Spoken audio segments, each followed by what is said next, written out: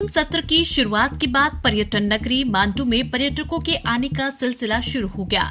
ऐसे में शनिवार रविवार को बड़ी संख्या में मांडू में पर्यटक पहुंचते हैं। लगातार 2 सप्ताह से बड़ी संख्या में मांडू पर्यटकों को आने का क्रम शुरू हो चुका है। ऐसे में पार्किंग की अव्यवस्था को लेकर पर्यटकों को घंटों जाम का सामना करना पड़ रहा है। यही वजह रही कि बड़ी संख्या में पर्यटक जाम में फंसने के कारण यहां से निराश होकर बगैर भ्रमण करे अपने घर को लौट गए थे। कहीं नहीं, प्रदेश के मुख्यमंत्री मोहन यादव का परिवार पिछले रविवार मांडू पहुंचा था। ऐसे में उनका काफिला भी काफी देर तक जाम में फंसा रहा था। इस रविवार भी करीब 20,000 पर्यटक मांडू पहुंचे थे। ऐसे में वाहनों की पार्किंग व्यवस्था को लेकर परेशानी का सामना करना पड़ा और मांडू के सभी मार्गों पर यातायात व्यवस्था ठप हो गई थी और घंटों पर्यटकों को जाम का सामना करना पड़ा।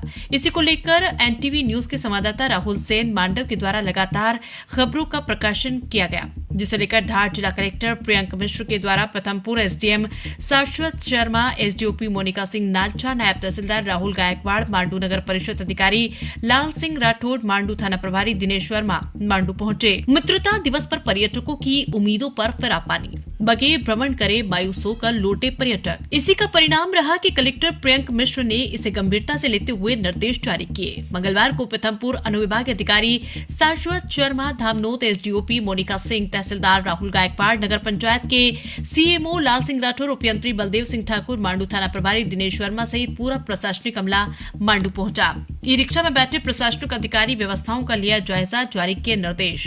एसडीएम शाश्वत शर्मा, धामनोद एसडीओपी मोनिका सिंह, तहसीलदार राहुल गायकवाड़, नगर पंचायत के सीएमओ लाल सिंह राठौर ई रिक्शा में बैठकर रूपमती महल, जामा मस्जिद, होशंग शाह महल, इको पॉइंट, जहाज महल आदि स्थानों पर ई रिक्शा से भ्रमण करते हुए पार्किंग व्यवस्था को लेकर रूट प्लान बनाया एवं निर्देश जारी किए। नगर परिषद द्वारा फ्लैक्स लगाकर पार्किंग व्यवस्थाओं को बताया जाएगा। साथ ही सेल्फी लेने के चक्कर में डेंजर जोन पर जाने वाले पर्यटकों को भी फ्लैक्स के माध्यम से अलर्ट किया जाएगा। इसके अलावा अन्य स्थानों पर भी पार्किंग व्यवस्था के निर्देश दिए गए हैं। वहीं कलेक्टर प्रियंक मिश्र द्वारा प्रत्येक शनिवार रविवार एसडीएम, एसडीओपी, तहसीलदार मांडू, नगर परिषद अधिकारी को मांडू में रहकर व्यवस्था सुधार के लिए कहा गया, ताकि आने जाने वाले पर्यटकों को कोई परेशानी न हो। एनटीवी टाइम के लिए मांडव से राहुल सेन की रिपोर्ट।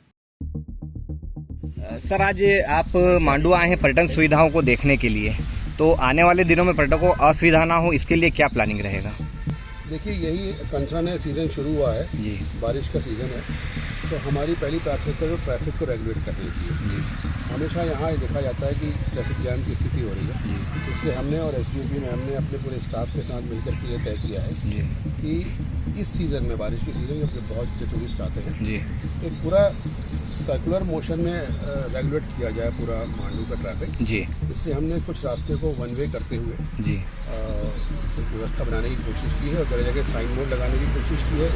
पथ प्रदर्शक रहेंगे और जिससे लोगों को सुविधा ना हो। साथ साथ हमने हर दरवाजे को, जैसे कि आलमगीर दरवाज़ा है, भंगी दरवाज़ा है, आगे कमानी गेट है, जामा मस्जिद है, इन जगह पे हमने 2-2 आदमी रिक्रूट करे हैं जो वहाँ रह करके पर्यटकों को जो है वो मार्गदर्शन देते रहेंगे ताकि उनको जाम की असुविधा से बचना जी। विशेष तौर पे सर देखने में आया कि मांडू का एक जो घाट क्षेत्र है, वहाँ ऐतिहासिक दरवाजे और रानी रूपमती, वो जटिल जाम लगता है। पिछली बार भी लगभग 5,000 सैलानियों को बिना घूमे मांडू से लौटना पड़ा।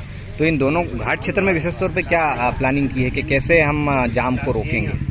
हमने इसलिए तो इन गेट्स पे जो है वो डिप्यूट किए हैं आदमी, जिससे कि मांडू की तरफ आने वाले वाहन और मांडू से लौटने वाले वाहन को ये लोग रेगुलेट कर सके। ठीक है। और 2 गाड़ियाँ एक दूसरे के सामने आके जाम की खोजी है। ठीक है। जहाँ पर कि हम बसेस को भी पार्क करेंगे और छोटे वाहनों को भी पार्क करेंगे जी। और सबसे बड़ी बात जो मैंने आपसे कहा कि जामी मस्जिद के पास से एक वन वे सिस्टम डेवलप किया जा रहा है जी, ताकि आमने सामने से वाहनों के मैडम, आप आज मांडू आए हैं, आने वाले दिनों में पर्यटक की सुरक्षा और व्यवस्थाओं को लेकर पुलिस की क्या रणनीति रहेगी? जैसा कि एसडीएम साहब ने बताया कि टूरिस्ट इस सीजन में बहुत ज़्यादा बढ़ी है, तो ट्रैफिक की प्रॉब्लम होती है, तो उसी के तहत हमने एक प्लान बनाया है जी। साथ ही साथ सुरक्षा के तहत भी हमने लोगों को डिप्यूट किया है, ताकि जो ऐसे प्लेसेज है जहाँ पर भीड़ ज़्यादा रहती है, वहाँ पर हमारा पुलिस फोर्स मौजूद रहे और अपना काम करती रहे। इसके अतिरिक्त सीसीटीवी कैमरे हमारे बहुत अच्छे वर्क करते हैं यहाँ पर, तो ऐसी संभावना कम है कि कोई घटना यहाँ पर घटित हो। और अगर घटित भी होती है तो हम उसको तुरंत खोजने में सक्सेसफुल रहे हैं अभी तक। जी मैडम, ये देखने में आया है कि अगर पर्यटक के साथ कोई घटना होती है तो वो कैसे पुलिस से संपर्क करे, तो मांडू पुलिस के नंबर या ऐसे शेयर किए जाएंगे या बोर्ड पे लिखे जाएंगे या कोई सूचनाएं रहेगी, ऐसे कोई प्रयास आपके रहेंगे? अभी हम काफ़ी सारे बैनर्स मांडव में लगाने वाले हैं, तो उसी के तहत हम जो थाना प्रभारी के नंबर हैं, एसडीपी के नंबर हैं और जो ड्यूटी ऑफिसर रहता है उसके नंबर भी डिस्प्ले। जी मैडम, कितने का बल समझे कि अगले शनिवार रविवार मांडू में रहेगा, क्योंकि बड़ा क्षेत्र है, ज़्यादा मॉन्यूमेंट से पर्यटक भी बहुत आ रहे हैं, तो कोई अप्रिय घटना ना हो, सुरक्षा बनी रहे, इसलिए क्या प्लानिंग है, कितने का बल आ सकता है?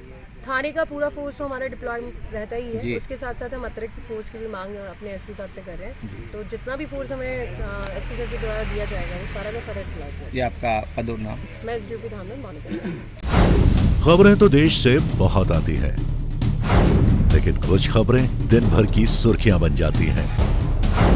दिन की हर सुर्खी का निकलेगा निचोड़, हर खबर को पेश करेंगे बिना तोड़ मरोड़। NTV टाइम, जनता की बात जनता के साथ।